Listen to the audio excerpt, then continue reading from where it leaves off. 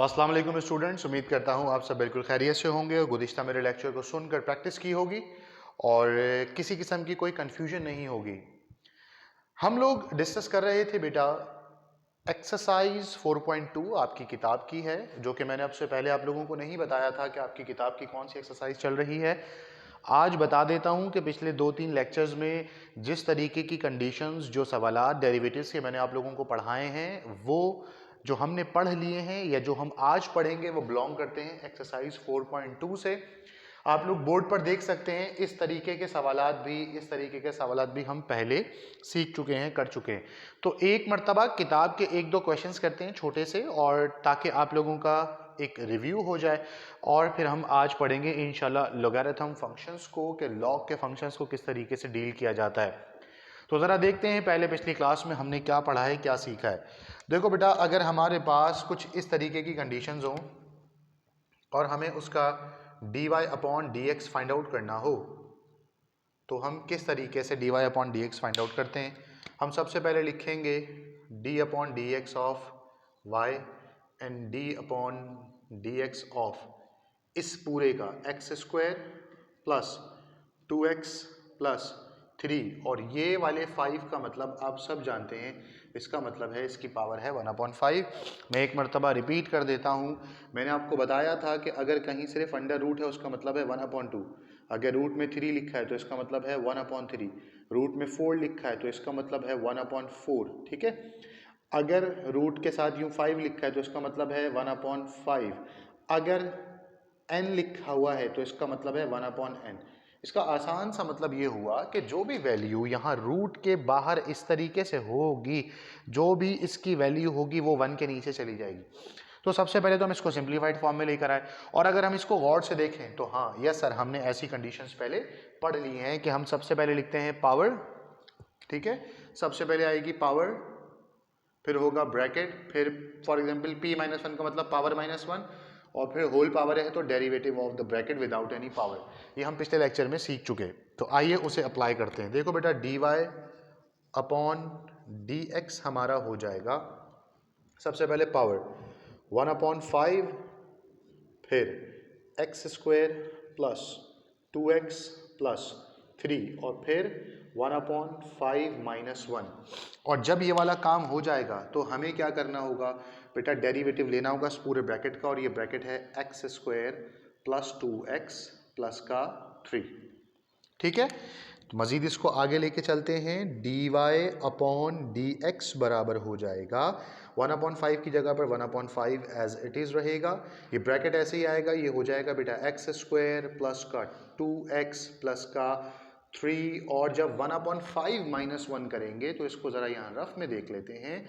1/5 का मतलब है 1/5 - 1 का मतलब है 1 - 5/5, दैट इज़ -4/5, ठीक है। माइनस का 4/5, तो ये आ गया -4/5, और फिर इसका डेरिवेटिव ले लेंगे। इसका डेरिवेटिव कितना आ जाएगा, इसका डेरिवेटिव आएगा 2x, और इसका डेरिवेटिव हो जाएगा 2, 3 का डेरिवेटिव क्या होता है बेटा, 0। यहां तक की बात समझ में आ गई भाई हमें। अब जरा हम देखते हैं कि मजीद इसको हम किस तरीके से सॉल्व कर सकते हैं। देखो बेटा, ये जो 4/5 है माइनस का, जब हम इसको नीचे लेकर चले जाएंगे तो ये क्या हो जाएगा, ये हो जाएगा प्लस का। तो ऐसा करते हैं, इसको नीचे ले जाते हैं। देखो भाई, dy अपॉन डी एक्स की जगह पर मैं dy अपॉन डी एक्स लिख रहा हूँ, और ये मैंने एक बना दिया। अपॉन में क्या है बेटा, मेरे पास है 5, और 5 के साथ क्या आ जाएगा, 5 के साथ ये पूरा ब्रैकेट आएगा, x square plus 2x plus 3 की पावर कितनी हो जाएगी, पावर हो जाएगी अब इसकी 4/5 प्लस की। ये वाले ब्रैकेट का क्या करेंगे, क्या इसके ऊपर कोई पावर है, क्या इसको नीचे लेकर जाएंगे, तो आप कहेंगे नो सर, ये ब्रैकेट ऊपर ही रहेगा, लेकिन इसमें से एक चीज कॉमन आ रही है, वो क्या आ रहा है, 2। आप चाहें तो 2 को कॉमन ना लें, आप चाहें तो 2 को कॉमन ले लें। 2 को कॉमन लेंगे तो ये बन जाएगा 2 × x + 1। इस फॉर्म में आपकी किताब में इसका आंसर लिखा होगा, आप किताब के पीछे टैली भी कर सकते हैं, ठीक है भाई। ये हमारा क्या हो गया, हमने पहले पार्ट का dy upon D x find out कर लिया। अगर हम गौर से दूसरे वाले पार्ट को देखें तो फाइंड आउट तो हमें उसमें भी डेरिवेटिव ही करना है, लेकिन मैंने अलग से क्यों लिखा हुआ है, मैं ही आपको होमवर्क भी तो दे सकता था, क्यों नहीं दे रहा? उसके पीछे एक रीज़न है बेटा, एमसीक्यूज़ में भी पूछा जा चुका है ये सवाल, और ये बोर्ड एग्जाम में 2-2.5 नंबर के पार्ट में भी पूछा जा चुका है। अब ज़रा देखें एमसीक्यूज़ में आएगा तो भी पार्ट के लिए पूछ लेंगे 2 नंबर के, तो भी कैसे सॉल्व करेंगे। मैं क्यों करवा रहा हूँ ये अलग से? इसमें कोई एक चीज़ आप लोगों को नहीं दिखाई दे रही है वेरिएबल के अलावा, कुछ समझ में आ रहा है क्या है ना? हाँ गुड, वो है ए स्क्वायर। वो क्या है? ए स्क्वायर। जब हम एक्स स्क्वायर का डेरिवेटिव लेंगे तो वो तो हो जाएगा 2x। जब हम ए स्क्वायर का डेरिवेटिव लेंगे तो बेटा वो 2a नहीं होगा, 2a नहीं होगा, क्योंकि वेरिएबल सिर्फ x है। वेरिएबल क्या है? सिर्फ x है। x के अलावा कोई सी भी टर्म है वो टर्म क्या है? कांस्टेंट है। और मैंने आपको बताया था कांस्टेंट का डेरिवेटिव हमेशा क्या होता है? 0 होता है। नहीं किसी को याद तो मैं यहां पे लिख देता हूं d upon D x into constant. जब भी कभी हम किसी भी कांस्टेंट का डेरिवेटिव लेंगे तो वो क्या आएगा? 0। अब कांस्टेंट में क्या क्या हो सकता है जरा वो देखते हैं। भाई कांस्टेंट में दुनिया की कोई सी भी वैल्यू हो सकती है वेरिएबल के अलावा। देखो बेटा, for example d upon D X 15 is 0। For example d upon D X a is 0। कहीं पे लिखा हो d upon D X is -10 is equal to 0। कोई भी ऐसा नंबर, कोई भी ऐसी टर्म कांस्टेंट होती है जिसमें x का वेरिएबल नहीं है। अगर y का फंक्शन है, x का वेरिएबल नहीं है, तो आपके पास वो टर्म क्या है? कांस्टेंट है। और कांस्टेंट का डेरिवेटिव क्या होता है? 0 होता है। इसी तरीके से d अपॉन डी एक्स, जब इस a स्क्वायर का डेरिवेटिव लेंगे तो ये भी क्या बनेगा? 0 बनेगा। अब जरा देखते हैं इसके साथ होगा क्या। देखो बेटे, यहां पर लग जाएगा d upon D X Y, और यहां पर हो जाएगा d अपॉन डी एक्स इस पूरी वैल्यू के ऊपर एक्स स्क्वायर प्लस का ए स्क्वायर। अंडर रूट का मतलब पावर क्या आ जाएगी? 1/2। तो अगर हम गौर से देखें तो आप कहेंगे सर ये ऐसा ही तो बन गया, इसमें पावर 1/5 थी, इसमें पावर क्या है? 1/2 है। तो जरा तेजी से इसको हम कर लेते हैं। D Y upon D X is equals to, पहले पावर, ठीक है, फिर ब्रैकेट में से पावर -1 और फिर derivative of the bracket, and bracket में है एक्स स्क्वायर प्लस का ए स्क्वायर। सही है?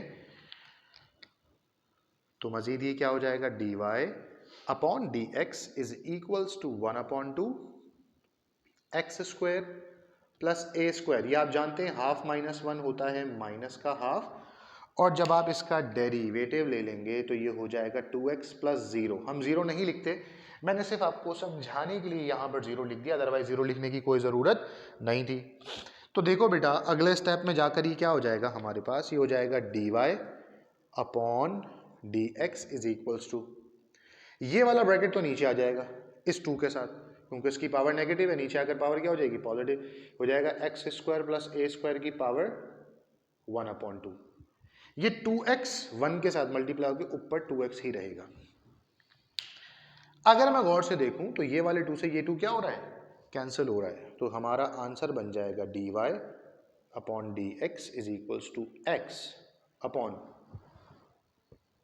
इसका क्या करें? पावर 1/2 का मतलब क्या होता है? Under root. तो ये हो गया under root X square plus का ए स्क्वायर। आप किताब के पीछे देखिएगा, इस तरीके से आप लोगों का क्या लिखा होगा? आंसर होगा। ये 2 सवाल तो बेटा कौन से 2 सवाल थे? वो सवालात में से हैं, या उन सवालात में से हैं जो मैं आपको पिछले लेक्चर में अच्छे से समझा चुका हूं, बता चुका हूं। तो इसको दोबारा करवाने का सिर्फ मकसद ये था कि आपकी किताब के भी कुछ सवालात हो जाते और हम पिछले लेक्चर से थोड़ी सी मदद लेकर आगे का काम आसानी से कर सकते। ये दोनों सवाल समझ में आ गए। अब हम देखते हैं हमारा जो आज का बेसिक न्यू टॉपिक है वो है लॉगरिथम फंक्शंस। अगर कभी ऐसा हो कि हमारे पास इस तरीके की कोई कंडीशन आ जाए, y बराबर हो ln fx के। ln fx का मतलब ln के साथ कोई भी ब्रैकेट, या ln के साथ कोई भी फंक्शन, या कोई भी बॉक्स, तो उसका जो डेरिवेटिव है ना, डेरिवेटिव जब हम इसके साथ डी अपॉन डी एक्स को जोड़ देंगे तो बेटा इसका डेरिवेटिव बनेगा 1 upon F x derivative of F x. यानी कि जो भी वैल्यू ln के साथ होगी उसे पहले अपॉन में लिखेंगे, फिर उसी वैल्यू का क्या सॉल्व करेंगे, हम डेरिवेटिव सॉल्व कर लेंगे। या इसको हम यूं भी लिखते हैं कि अगर कभी ऐसा हो जाए y बराबर हो ln बॉक्स। अब इस बॉक्स में दुनिया की कोई भी टर्म हो सकती है, कुछ भी टर्म होता रहे। अगर इसके पास ऐसा है ln के पास, तो इसका dy अपॉन dx जो है वो बनेगा बेटा 1 upon box and derivative of the same box. अब इस बॉक्स में दुनिया की कोई भी टर्म हो सकती है। ये मैंने इसका क्या करवा दिया, सैंपल बनवा दिया। मिसाल के तौर पर एक एग्जाम्पल देखते हैं। आया कहीं पर कि y बराबर है ln और एक्स स्क्वायर के बराबर है। सपोज कर लेते हैं ln एक्स स्क्वायर आ गया। अभी हम लॉग के बहुत सारे केसेस पढ़ेंगे, ये जनरली एक छोटी सी चीज समझा रहा हूं, ln एक्स स्क्वायर। तो जब हम इसका dy upon D x solve करेंगे ना, तो ln के साथ जो एक्स स्क्वायर है पहले वो अपॉन में जाएगा, ये हो जाएगा बेटा 1 अपॉन एक्स स्क्वायर, और फिर हम लिखेंगे डेरिवेटिव ऑफ एक्स स्क्वायर। गौर से देखें, मैंने यही तो लिखा है, ln के बराबर में जो भी होगा, लॉग फंक्शन के बराबर में जो भी होगा पहले वो अपॉन में जाएगा और फिर उसी का क्या करेंगे, डेरिवेटिव। देखो यहाँ एफ एक्स था तो अपॉन में एफ एक्स गया, डी अपॉन डी एक्स के बराबर में एफ एक्स आया। यहाँ बॉक्स था तो बॉक्स अपॉन में गया, यहाँ बॉक्स आ गया। यहाँ एक्स स्क्वायर है तो एक्स स्क्वायर नीचे गया, यहाँ एक्स स्क्वायर आ गया। और एक्स स्क्वायर का डेरिवेटिव क्या होता है, 2x। तो जब इसका आंसर फाइंड आउट करेंगे ना, तो ये आ जाएगा dy upon D X is, upon में तो क्या रहेगा एक्स स्क्वायर, और यहाँ से क्या बनेगा 2x, और एक x से एक x कैंसिल होकर इसका आंसर क्या आ जाएगा बेटा 2 अपॉन एक्स। यानी कि मकसद ये हुआ ln एक्स स्क्वायर का डेरिवेटिव अगर फाइंड आउट करना हो तो हमारे पास क्या बन रहा है भाई, 2 अपॉन एक्स बन गया। अबे पाउज क्यों कर दिया, पाउज नहीं करना, मैं दिखा दूंगा बच्चों को। रहने दो। क्या हुआ, वीडियो पाउज किया थी, नहीं की थी? ओहो, मैंने बोल दिया बीच में कि वीडियो पाउज की है। चलो कोई मसला नहीं, खैर है। अच्छा भाई देखिए, अब ये तो आपने हमारी टेक्निकल टीम के साथ हमारी गुफ्तगू भी सुन ली कि वीडियो पाउज हो गई कि नहीं हुई। अच्छा भाई ज़रा गौर से देखिएगा, मैंने ये नहीं मिटाया, ये वाले सवालात मैंने मिटा दिए हैं, और क्योंकि यहाँ पर हम मज़ीद अभी कुछ कंडीशंस पढ़ेंगे। ये मैंने क्यों नहीं मिटाया, जानबूझ कर नहीं मिटाया कि जब आप ये वाले जो 2 क्वेश्चंस यहाँ लिखे थे, इसके बाद जब कॉपी करेंगे ना लॉग फंक्शन की, तो आपको एग्जाम्पल कॉपी मत कीजिएगा। अभी लॉग की क्लास मेट्रिक में ना आपने 3 प्रॉपर्टीज़ पढ़ी हैं। क्या पढ़ी है बेटा आपने, 3 प्रॉपर्टीज आप लोग पढ़कर आए हैं। मैं पहले वो लिखवा देता हूं ताकि आप लोगों को याद रहे कि आप लोगों को लॉग में क्या क्या पढ़ना है। तो मैं हेडिंग क्या लिख रहा हूं यहां पर, प्रॉपर्टीज ऑफ ln, यानी ln की क्या पढ़ लें हम, प्रॉपर्टीज पढ़ लें। क्लास मैट्रिक में ऐसा पढ़कर आए थे हम, लॉग ए बी का फॉर्मूला होता है लॉग ए प्लस लॉग बी, और लॉग ए अपॉन बी का फॉर्मूला होता है ये, बिल्कुल वही 3 प्रॉपर्टी सेम, बस एल ओ जी की जगह पर है एल और एन। तो पहला बनेगा ln ए बी का फॉर्मूला बनेगा ln ए प्लस ln बी। दूसरा जो फॉर्मूला है, जो दूसरी कंडीशन है, वो है ln ए अपॉन बी बराबर है ln ए माइनस ln बी के।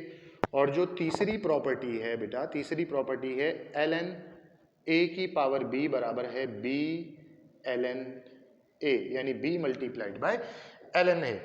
मैं इसको यहां वादे करके भी लिखता हूं, ln a की पावर b बराबर है b इंटू ln a, यानी जो भी पावर होगी पहले पावर लिखेंगे, यानी कि ln वेरिएबल ऊपर वेरिएबल अगर होगा, ठीक है ना, तो क्या बनेगा बेटा, ये पहले आएगा बॉक्स, यानी पहले पावर आएगी और फिर हो जाएगा ln ब्रैकेट, यानी जो ब्रैकेट है ln के साथ वो तो एज इट इज रहेगा, बस उसकी पावर पीछे आ जाएगी। सर ln x स्क्वायर होगा, ln x स्क्वायर, तो क्या ये फॉर्मूला अप्लाई होगा? नहीं हो सकता। ln x स्क्वायर के ऊपर ये फॉर्मूला अप्लाई नहीं हो सकता। ये बात हो रही है वेरिएबल के ऊपर वेरिएबल की। ये वेरिएबल के ऊपर एक पावर है, वेरिएबल नहीं है। ये वेरिएबल के ऊपर एक अदद पावर है, वेरिएबल नहीं है।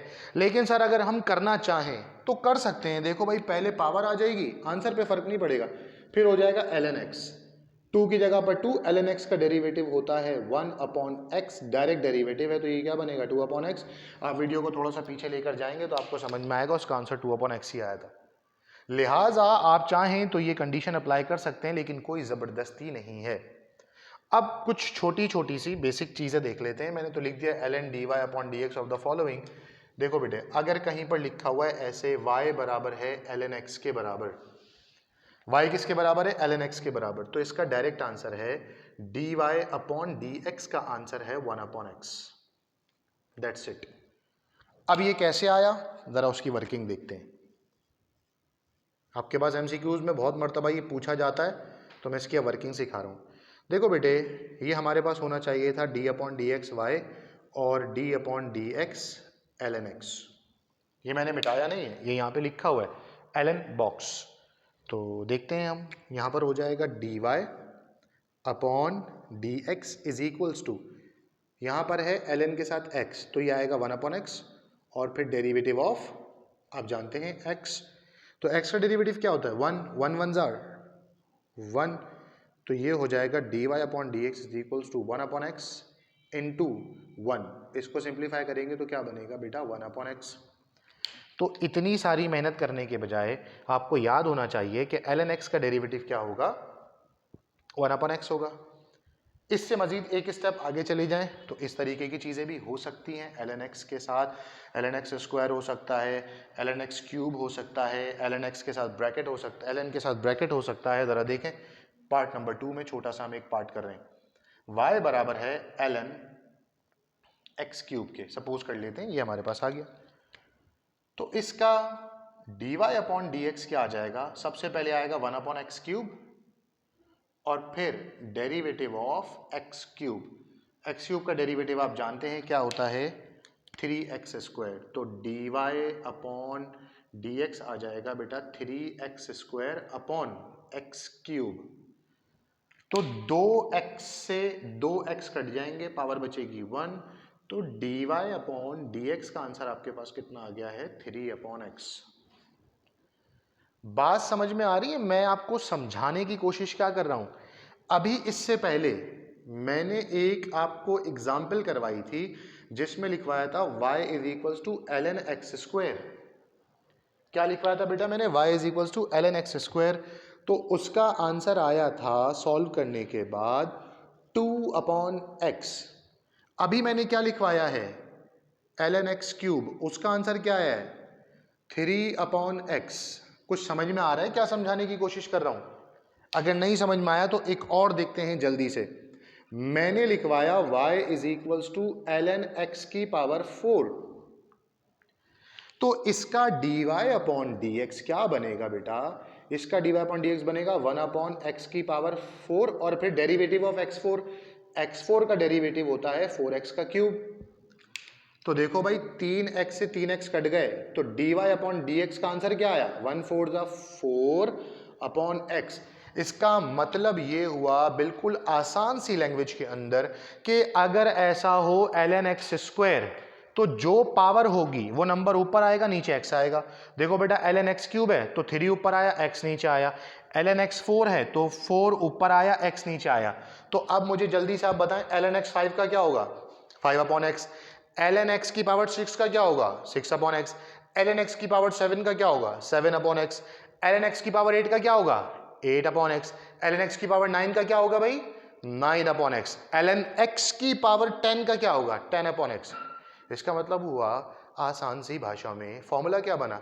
ln x की पावर n अपॉन एक्स। समझ में आ रही है? तो आज इस वीडियो लेक्चर के एंड में मैं आपको कुछ प्रैक्टिस शीट के तौर पर एक इमेज आपके ग्रुप में पोस्ट करूंगा, तो वहां परेशान मत होइएगा कि सर आपने तो 4 तक सिखाया था, दे तो 4000 तक दिया। तो अरे मैं बोल रहा हूं ln x की पावर 4000, तो वो क्या होगा? 4000 अपॉन एक्स। तो इसमें कोई मतलब मुश्किल साइंस है? पहाड़ चढ़वा दिया कोई? पत्थर तुड़वा लिए, मेहनत करवा ली आप लोगों से। बहुत आसान है, जो भी पावर होगी वो ऊपर, वेरिएबल नीचे। Is that clear? अब जल्दी से एक छोटा सा पार्ट देख लें, उसके बाद हमारी आज की ये क्लास कंप्लीट हो जाएगी, क्योंकि ऑलरेडी मुझे अंदाज़ा है कि लेक्चर 20-22 मिनट का हो गया और इतनी बड़ी वीडियो आप लोग बर्दाश्त करना पसंद नहीं करते। छोटा सा एक पार्ट देख रहे हैं, 5th पार्ट। y बराबर है ln x square plus x के। तो जो भी ln के साथ होता है पहले वो अपॉन में आता है, ये हो जाएगा 1 upon X square plus x, और फिर इसी का क्या करते हैं हम, डेरिवेटिव लेते हैं, एक्स स्क्वायर प्लस एक्स का डेरिवेटिव। तो देखो बेटा ये हो जाएगा 1 upon X square plus x, और एक्स स्क्वायर प्लस एक्स का डेरिवेटिव हो जाएगा 2x प्लस 1। तो इसका आंसर हमारे पास आ गया है dy upon D X is equals to 2x plus 1 upon X square plus का 1। और यहाँ पर हमारा आज का लेक्चर हो गया है कंप्लीट। तो मैंने आप लोगों को 4.2 के कुछ क्वेश्चंस बुक के करवाकर कुछ एलन की प्रॉपर्टीज खुद पढ़ा दी हैं। एलन से रिलेटेड जितने भी क्वेश्चंस आपके पास, जितने भी क्वेश्चंस एलन से रिलेटेड आपके पास सवाल में मौजूद हैं, वो या आपकी किताब में मौजूद हैं, वो सब के सब आपने क्या करने हैं, आपने तमाम के तमाम वैल्यूज़ को जितनी भी बुक में होंगी वो खुद सॉल्व करेंगे। मैं आपकी बुक के क्वेश्चन सॉल्व करवाने के हक में नहीं हूँ, हाँ चंद एक आध करवाऊंगा ताकि आप ये ना समझें कि मैंने सारी ही पूरी की पूरी किताब आपकी जिम्मेदारी लगा दी। तो आप इसका एक मरतबा स्क्रीनशॉट ले लीजिए पूरे बोर्ड का, ताकि आपको काम आए, आप मेरे क्वेश्चंस का आसानी से अंदर दे सकें।